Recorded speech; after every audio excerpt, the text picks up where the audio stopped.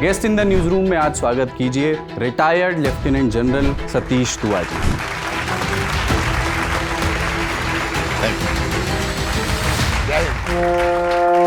और शुरुआत उड़ी से ही करते हैं। उस दिन जब आप सुबह चाय पी रहे थे और वो चाय जब कड़वी लगने लगी एक फोन के बाद। It's the darkest day of my life. 18 जाने खोई हमने, 18 young lives lost on my watch.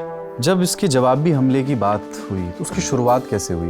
मेरे जवानों में एक बदले की भावना थी, लीडरशिप पूरी एजिटेटेड थी। जब रक्षा मंत्री को हमने ब्रीफ किया और मैंने उनको कहा कि सर आप हाँ कह दो, मैं कर दूंगा।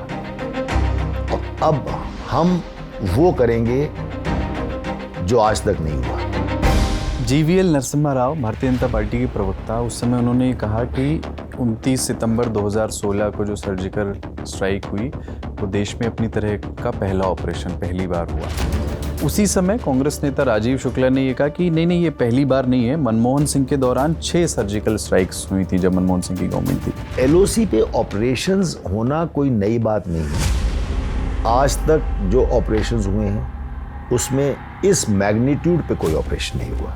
सबसे बड़ी बात ओनरशिप की है कि सर्जिकल स्ट्राइक इसको हमने अपनाया, इसको हमने बड़े पैमाने पे किया और अच्छा नुकसान पहुंचाया, और किस लिए किया वो हमने उनको बताया, पूरी दुनिया को बताया। कमांडो ट्रेनिंग भी दी है आपने, प्रशिक्षण कैसे, मतलब थोड़ा अनबिलीवेबल सा लगता है कि किसी को मानसिक तौर पर इतना मजबूत बना दें।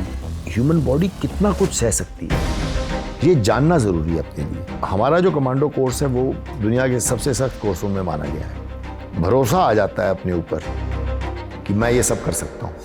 90s में वो उस दौर को याद करिए कि जैसे कश्मीरी पंडितों के खिलाफ माहौल कैसे बना। इंडिया पाकिस्तान के बीच में टेस्ट मैच चल रहा था। एक दुकान से रेडियो पे कमेंट्री की आवाज़ आई तो हमें अंदर घुस के पूछ लिया भाई स्कोर क्या हुआ। जो कश्मीरी औरत वहाँ बैठी दुकान पे, उसने ये कहा हमारे को, हरा दिया ना तुम्हारे इंडिया ने। ये दिल में रह गई बात। नज़ीर अहमद वानी वो कभी आतंकवादियों के सहायक थे बट फिर बाद में सेना के सहायक बन गए। नज़ीर का एक किस्सा वो भी है जो आपने लिखा है कि उसकी हाजिर जवाबी से कैसे उसने इनको टेररिस्ट का मेंटल मेकअप पता है। हमारी पार्टी आ रही थी, टेररिस्ट ने उनको एम्बुश कर लिया, तो फिर नज़ीर ने बहुत हाजिर जवाबी दिखाई, उसकी प्रेजेंस ऑफ माइंड की दाद देते। उसने एक बार बड़ी अथॉरिटेटिव आवाज़ में कहा चलो रीइंफोर्समेंट आ गई है, तुम उधर से जाओ, तुम इधर से घेर लो। उसने मतलब इस तरीके से बात करने लगा, उसकी हाजिर जवाबी से टेररिस्ट जो है वो धीरे धीरे उन्होंने अपने आप विड्रॉ कर लिया। बहुत प्रशासन के लिए, सेना के लिए वो हेल्पलेसनेस जैसी स्थिति थी। जिस दिन कश्मीरी पंडित्स का एक्सोडस हुआ उस टाइम पे इतनी ज़्यादा लॉलेसनेस और टेररिज्म का इतना दबदबा था कश्मीर में कि स्टेट को रोक नहीं पाई। आपने लिखा भी है कि कश्मीर के मुस्लिम सोल्जर्स पर कुछ ऑफिसर्स उतना भरोसा नहीं करते हैं। हर जवान जिसके हाथ में एक राइफल है वो आपका दुश्मन नहीं है। जैसे मैं उनको समझाता था कि हर वो आदमी, हर कश्मीरी जिसकी दाढ़ी है तो वो टेररिस्ट नहीं है।